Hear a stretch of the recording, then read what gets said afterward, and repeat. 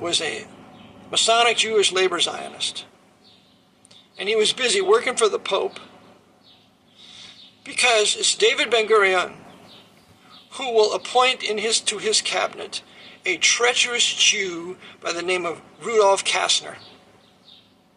Rudolf Kastner and Adolf Eichmann, SS Colonel Adolf Eichmann and SS Colonel Kurt Becker will work together to send 400,000 Hungarian Jews to Auschwitz. And this is covered in a book written by Hollywood playwright Ben Hecht, who's a Jew, Hecht, and the name of the book is Perfidy. There are three classic works you want to get on this topic. They are as follows. The first book you want to get, and this was pointed out to me by my old deceased friend Barry Chamish, The Transfer Agreement, the dramatic story of the pact between the Third Reich and Jewish Palestine by Edwin Black, a classic, because the labor Zionists running Jewish Palestine were working for the Pope because it's the Jesuits in control of the British Empire that would appoint these men to power. Just like they would appoint other Muslims to power. They would put Hajj Ahmed, they would put the first president, the first king of Saudi Arabia in power in 1932 when they create the Saudi kingdom. So it's bin Saud, the House of Saud, put in power by the Jesuits through the British. So this pact between Jewish Palestine and the Third Reich was that they would only allow so many Jews to enter Palestine.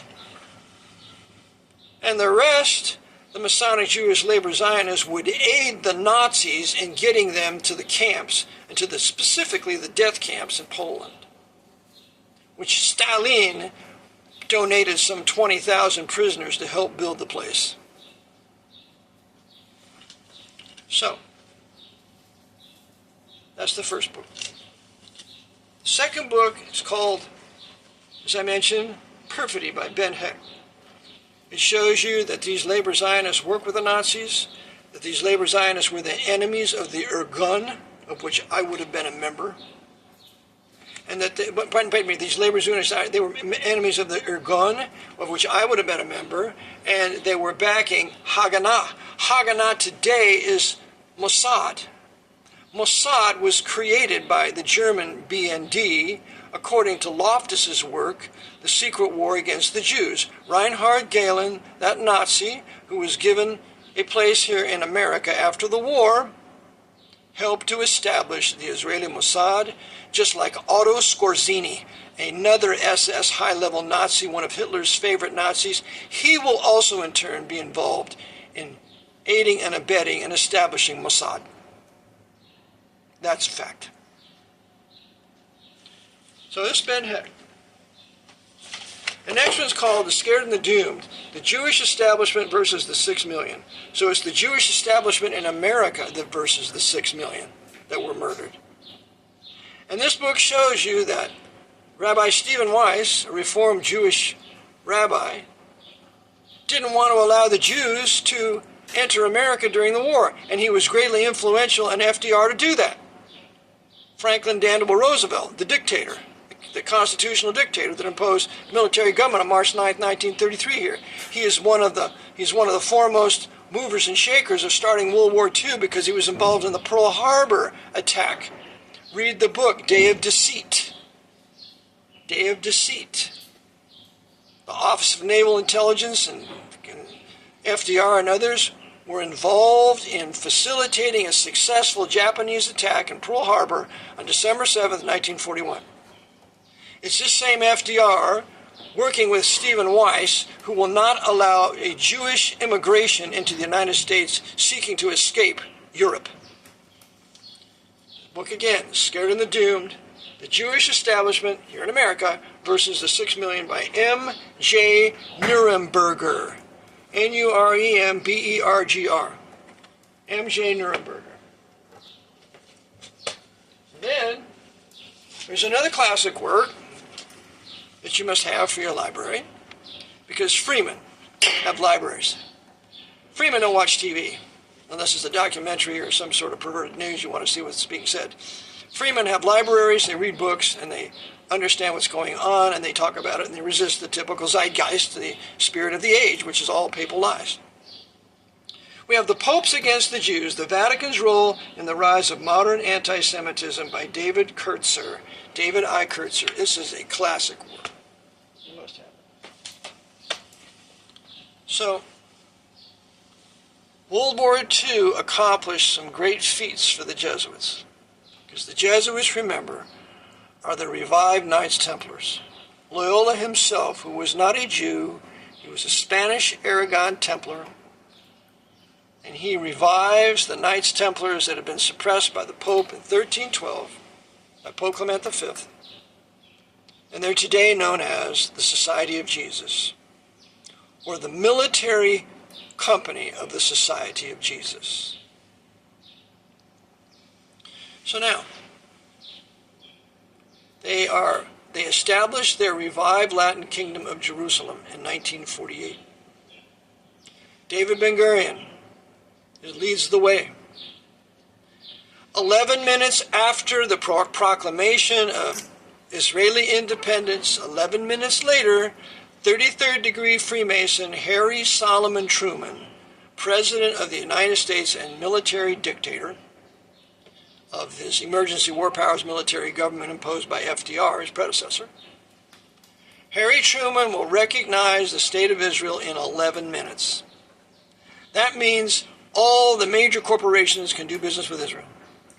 That means, quote-unquote, aid can be given to the nation of Israel. And remember, during a civilian government, aid is not to be given. Under this military government, they can do anything they want to. And remember, they have 3 times the aid going to Arab countries. It's $3 billion in Israel. It's $9 billion to the Arab countries, at least. So, Harry Truman recognizes Israel in 11 minutes. Churchill will do the same shortly thereafter. Stalin will do the same about 6 months later. What does Churchill and Stalin and Truman all have in common? According to the book The Deadly Deception by Jim Shaw, he says all of those three at Potsdam were all Freemasons. These are the Knights Templars, the foot soldiers of the Jesuit order, setting up the revived Latin Kingdom of Jerusalem in 1948. And if that's the case, you can know this: the Jewish people have no representation in their country. The government of Israel is against them. Everything it does is against them. The government of Israel, the Pope's government of Israel, creates anti-Jewish fury everywhere it goes. Here's another classic example of that. The attack on the USS Liberty in 1967.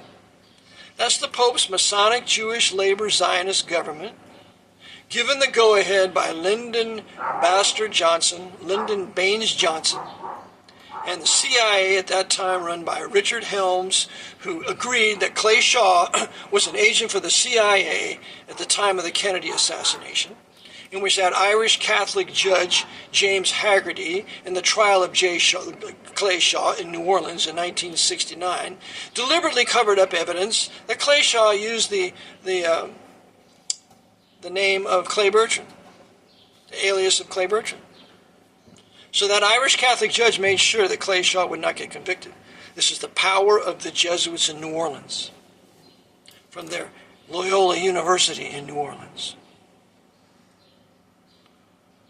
So continuing on here now, we have the Masonic Jewish Labor Zionists put in power by the Gentile Freemasons, ruling Jerusalem. The Gentiles have always ruled Jerusalem, according to Christ. Till the times of the Gentiles be fulfilled, Gentiles will trod down Jerusalem. In the book of Luke, we read that, like Luke chapter 22, thereabouts. So this is the establishment of the nation of Israel, and it's not for the benefit of the Jews. With the attack on the USS Liberty, many an American servicemen were furious with Israel and the Jews, and rightfully so. But the American servicemen didn't know that the Pope was behind it and his Central Intelligence Agency and his Francis Cardinal Spellman. Spellman oversaw the assassination of Kennedy. He oversaw the attack of the USS Liberty, ordered LBJ to make that happen. And LBJ said, I want that GD ship at the bottom of the ocean. So we can blame Israel and have more anti-Jewish fury there created in America against Israel, against the people of Israel, when there should be anti-Israeli government fury here, as there should be anti-emergency war power military government fury here. Because the military government of the Pope oversees the military government of Israel. That's why the CIA oversees Mossad. And that attack on the USS Liberty would never have happened had not the Mossad or the Israeli intelligence got the okay from CIA. And you can visualize this, you can see this in a 4-volume set called Sacrificing Liberty. It's a 4-volume CD set, Sacrificing Liberty. It was so bad that filthy Admiral, what was his name, John McCain Sr., covered it up. Of course, he's a brother Freemason. And you have another Admiral that comes in, he's a Southerner, what's his name, Admiral Kidd. And he tells those men, you've not seen anything, you're not going to say anything, and if I hear anything, you're going to be court-martialed or worse. That's all in the video. Get it and watch it. Admiral Kidd. John McCain Sr. All of these guys are traitors. It's like McCain's son, John McCain Jr., the third or second would be a traitor running for the presidency. So, that's how the nation of Israel was established. It was established by the Pope using its international intelligence community, controlling the political leaders of Israel. And they would rule not for the benefit of the Jewish people there, but for the benefit of the Pope of Rome. Now there's one more thing I want to tell you before I move on to our next topic. And the two races that the devil hates the most, the two races of people that the devil hates the most are the racial Hebrew Jewish Israelites and the half-Jews, known as Arabs. Abraham fathered the Arab race through Ishmael. The Arabs are half-racial Jew. And the Jews come from Abraham through Sarah. So the devil hates these physical races, descendants of Abraham, and seeks to kill them as often as he can using the means that the papacy is in control of. Got to kill these people. So why not just continue to incite the Arab-Israeli conflict between the pagan Jews of Israel and their pagan religion of Judaism with their pagan god known as Hashem, with the pagan Muslims of Israel with their pagan god of Allah, busy killing each other in the name of their false gods. And the devil loves it because he hates those races of people. How do we know this? How do we know that God has racial plans for the Jews as well as the Arabs? Let's take a look at Isaiah. We read in the book of Isaiah, chapter 19, verses 19 through 25. The context is the millennial kingdom, when Christ will be ruling on the throne of David. Israel's been restored. But we see verse 19. In that day there shall